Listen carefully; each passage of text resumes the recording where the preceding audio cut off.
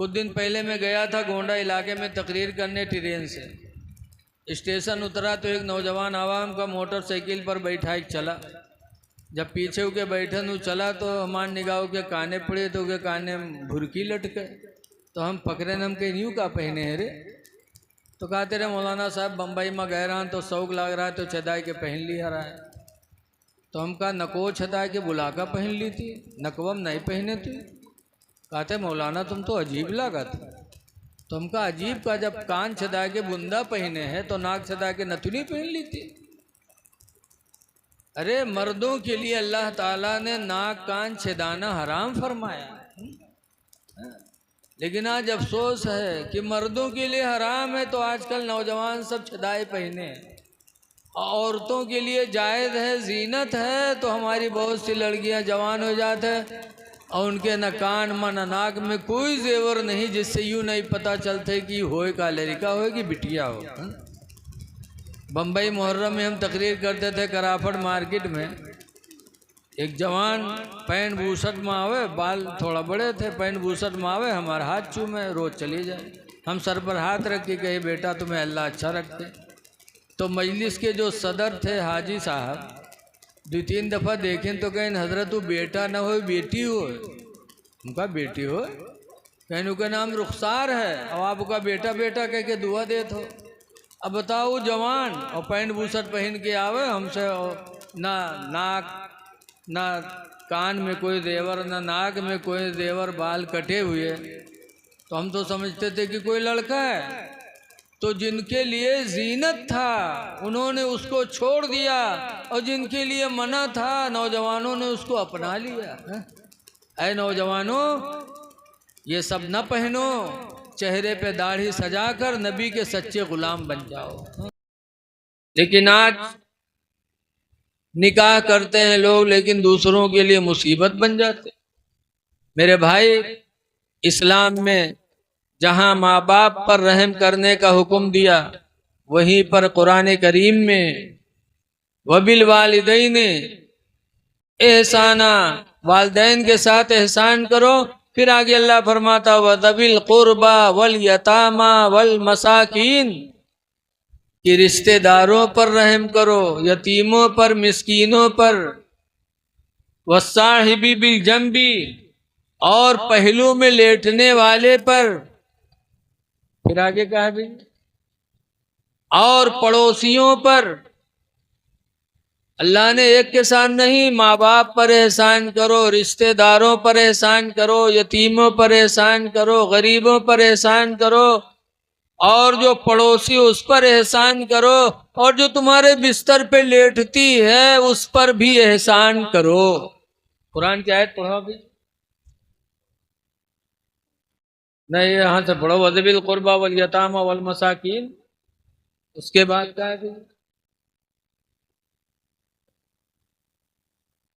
ذوی القربى والیتامى والمساکین.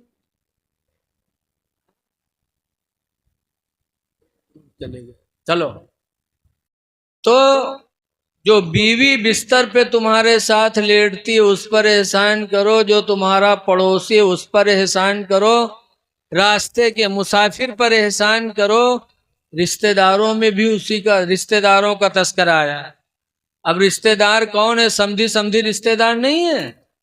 آج رشتہ لگے گا پھر بٹیا والا کہے کہ بھیا باراتی کرتے ہی ہو تو کہیں 100 آدمی تو ہمارے گھر ہی میں ہیں اور 200 آدمی تو ہمارے ملے ملائے والے ہیں. ارے ملنے والے ہیں تو اپنے گھر پہ کھلاؤ. تم بٹیا والے پہ بوجھ بن رہے ہو کہ 300 ہم آدمی آئیں گے.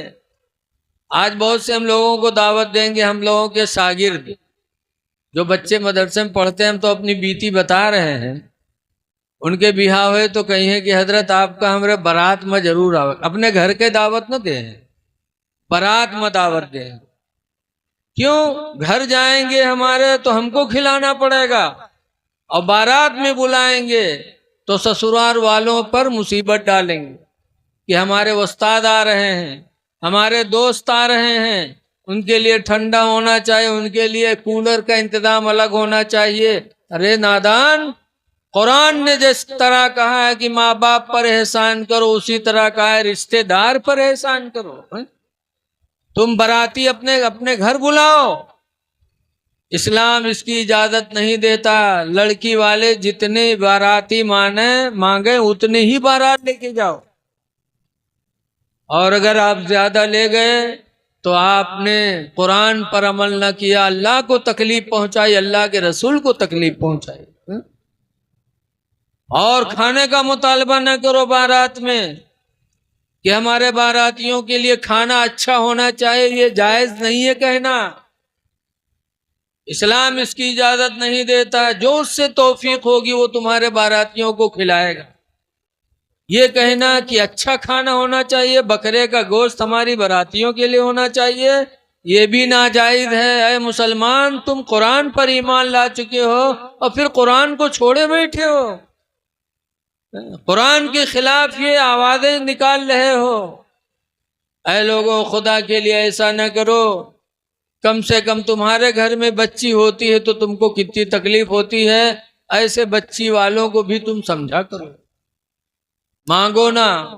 حضرت علی شیر خدا رضی اللہ تعالی عنہ فرماتے ہیں کہ جس نے جہیز مانگا یا جہیز کی لالچ میں کسی لڑکی سے شادی کیا کہ یہ لڑکی مالدار ہے، جہیز زیادہ ملے گا اس لیے نکاح کر دیا یا مانگ لیا، تو حضرت علی فرماتے ہیں خدا کی قسم اس کی زندگی میں محتاجی کے دن ضرور آئیں۔ محتاجی کے دن حضرت علی نے قسم کھا کے فرمایا ایک نہ ایک دن وہ بندہ محتاج ہوگا۔ آج کل بہت سی ہماری ماں بہنیں بہو سے کہہ دیتی ہیں بات بات پہ کہ اپنے باپ سے ہی کہ لے کے آؤ نا، اپنے نैہر سے لے کے آؤ نا۔ یہ کہنا بھی بچیوں کو دل کو ٹھیس پہنچانا ہے۔ ہم تو بہت دنیا میں ہر طرح کے انسان آئے ہیں۔ ہم نے اپنی بڑی لڑکی کی شادی لگائی اور جب منگنے والے گھر پہ آئے تو اس میں ایک حاجی صاحب تھے، اللہ ان کی قبر پہ رحمت کی بارش برسائے۔ بہت سے لوگ تھے، تو جب کھانا کھا چکے تو ہم نے کہا کہ بھائی کوئی فرمائش ہو، کوئی آپ کی خواہش ہو تو پہلے بتا دو۔ تو حاجی صاحب ہم پر ناراض ہو گئے، کہنے لگے آپ عالم ہیں، آپ پڑھے لکھے ہیں، آپ کیسی بولی بول رہے ہیں، آپ کو شرم نہیں آتی؟ آپ ہماری کیا خواہش پوری کرو گے، کیا ہم کو دے دو گے؟ جب تم اپنی اولاد ہمیں دے رہے ہو تو اولاد سے بھی قیمتی کوئی چیز تمہارے پاس ہے؟ ذرا بول دو سبحان اللہ یار، کتنی بڑی بات انہوں نے کہا جب اپنی اولاد آپ ہم کو دے رہے ہو تو کیا اس سے بھی بڑی کوئی چیز ہے تمہارے پاس جو ہم کو دے دو گے؟ ہمیں وہ بات آج تقریباً 14 سال ہو گئے، لیکن وہ بات حاجی صاحب کی ہمارے دل پہ بیٹھی ہوئی ہے۔ ایسے ایسے دنیا میں انسان ہے ماشاءاللہ۔ تو آج لوگ سوچتے نہیں کہ ہم کو وہ انسان لڑکی دے رہا ہے، سب سے بڑی دولت اپنے دل کا ٹکڑا دے رہا ہے، آنکھوں کا تارا دے رہا ہے، پھر اس کے بعد ہم اس سے مانگے کہ ہم کو موٹر سائیکل چاہیے، ہم کو جہیز چاہیے۔ اے لوگوں، نہ مانگو، خدا کی ذات پہ بھروسہ رکھو۔ اللہ قرآن میں کہتا ہے ان یکونوا فقراء، اگرچہ وہ فقیر ہوں، غریب ہوں، مطالبہ نہ کرو، مانگو نہ، صبر کر کے نکاح کر لو۔ یغنیہم اللہ من فضلہ، اللہ اپنے فضل سے ان کو مالا مال کر دے گا، اللہ مالا مال کر دے گا، مطالبہ نہ کرو۔ اس لیے ہم کو آپ کو چاہیے کہ ایک دوسرے کا خیال رکھیں۔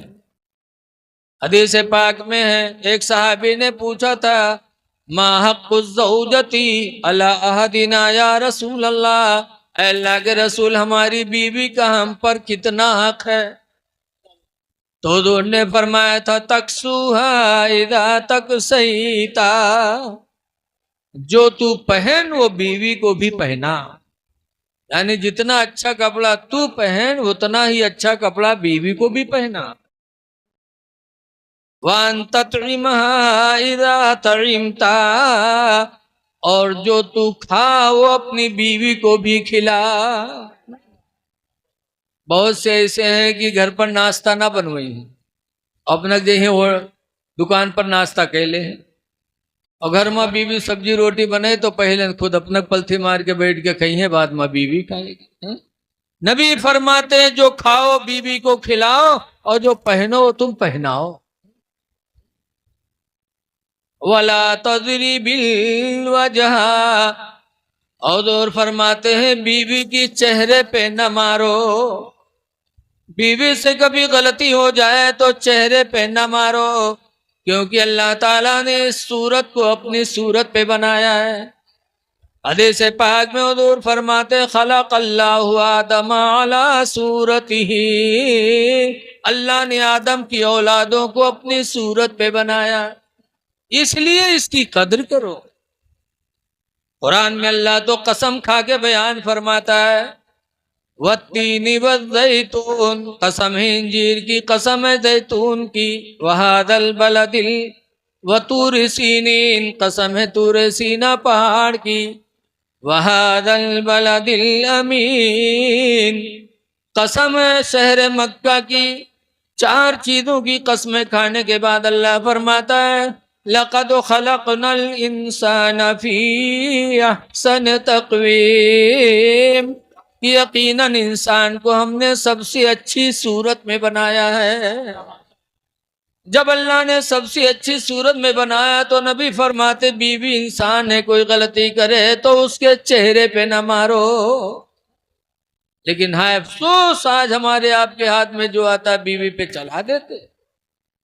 چوتھے نمبر پر سرکار فرماتے ہیں وَلَا تُقَبِّي بِهَا، اور بیوی کو برا بھلا نہ کہو، یہ نہ کہو تو رجات خراب ہے، یہ نہ کہو تو میکا خراب ہے مادر۔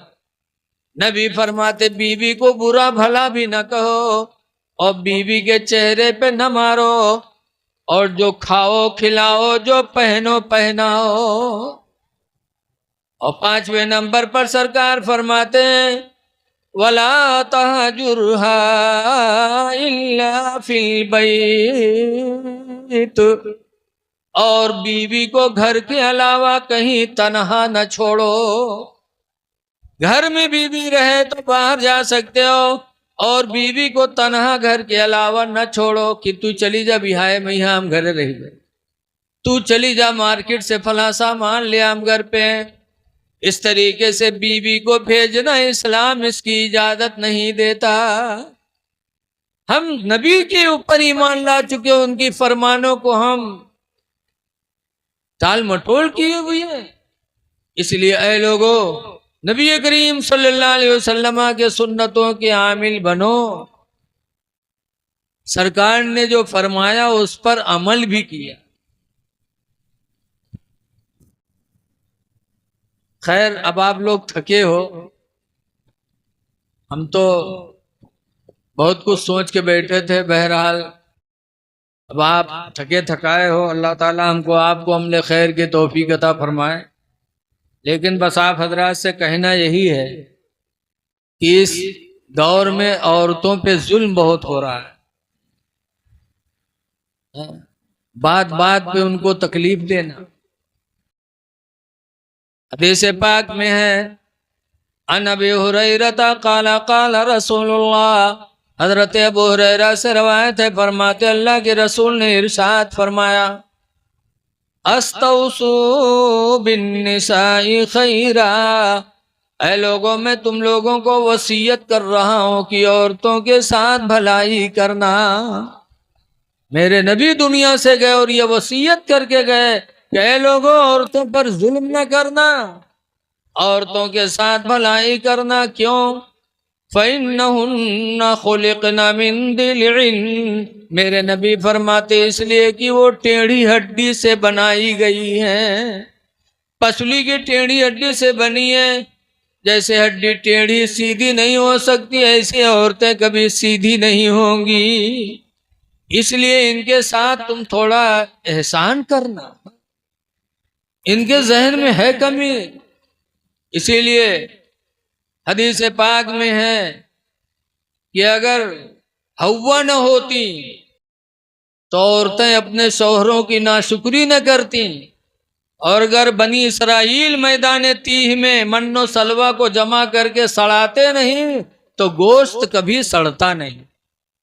گوشت آپ کتنوں دن رکھ کے کھاتے بغیر فریج کے نہیں سڑتا، لیکن میدان تیہ میں موسیٰ علیہ السلام کی امتی کو من و سلوہ ملتا تھا تو کا بچائے بچا کے رکھے لگے، وہ سڑ گیا۔ تو حضور فرماتے ہیں کہ اگر حوا نہ ہوتی تو عورتیں اپنے شوہروں کی ناشکری نہ ہوتی، اور اگر بنی اسرائیل نہ ہوتے تو یہ گوشت کبھی سڑ نہیں سکتا تھا۔ اس لیے ان عورتوں کے پیچھے ہمیں نہیں پڑنا ہے، بلکہ نبی کی وصیت کو سوچ کر ہمیں ان کے ساتھ رحم دلی کرنا ہے۔ لیکن آج بات بات پہ آتی ہے لوگ طلاق دے دیتے۔ حدیث پاک میں ان محمود ابن لبید، حضرت محمود بن لبید سے روایت ہے، قال اخبر رسول اللہ صلی اللہ علیہ وسلم برجل، حضور کو ایک آدمی کے بارے میں خبر سنائی گئی۔ کیا خبر؟ طلق امرأته ثلاث تطلیقات جمیعا، کہ فلاں نے اپنی بیوی کو 3 طلاق ایک ساتھ میں دے دیا۔ جب حضور کو بتایا گیا تو حضور بیٹھے تھے۔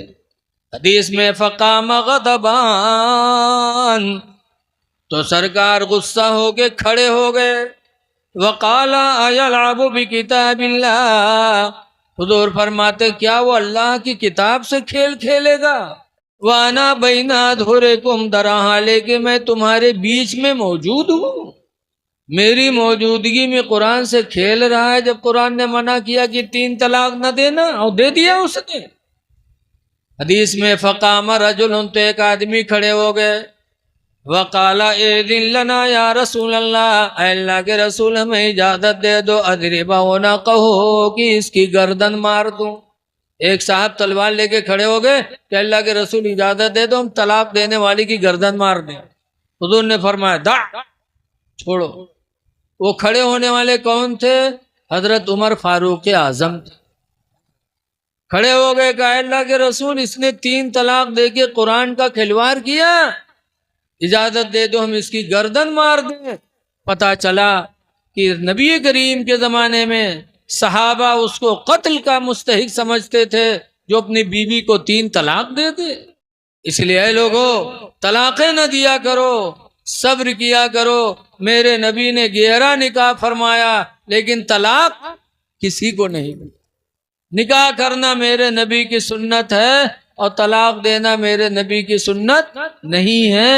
اس لیے اپنے نبی کی سنتوں کو زندہ کرو۔ دعا ہے کہ اللہ تعالیٰ ہونے والے نکاح کو مبارک فرمائے اور اللہ تعالیٰ خیر و برکت سے میاں بیوی کی زندگی کو اللہ تعالیٰ مزین فرما دے۔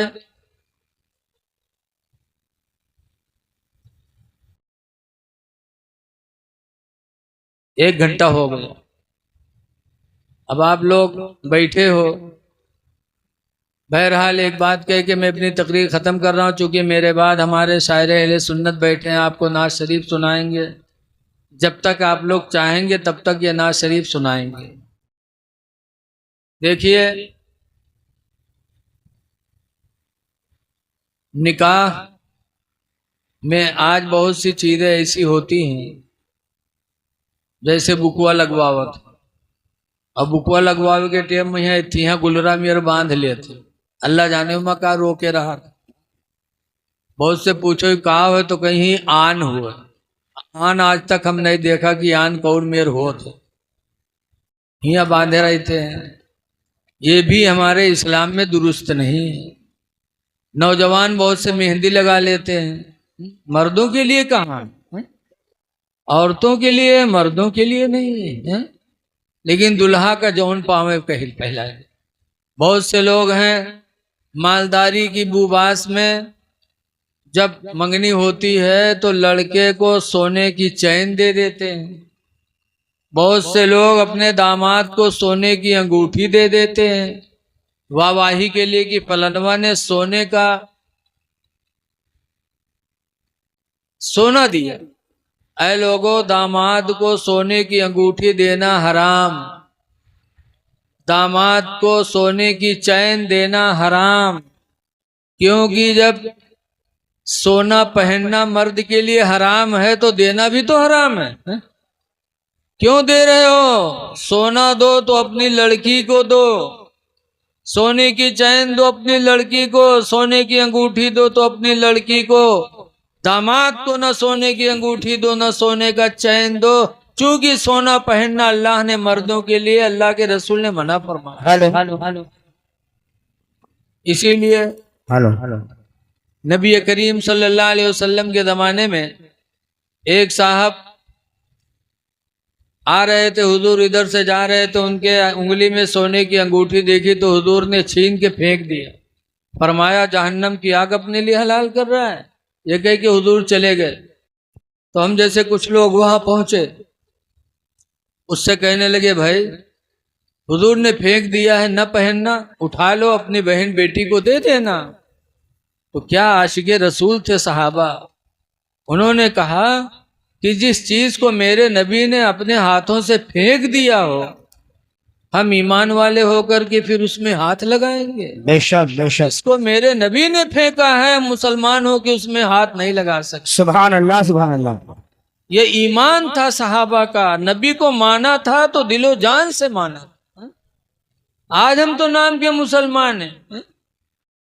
اے لوگو، اس لیے اپنے دامادوں کو یہ چیزیں نہ دو، نوجوانوں یہ سب مت پہنو۔ لیکن آج افسوس ہے کہ ہمارے نوجوان اتنے بگڑ چکے ہیں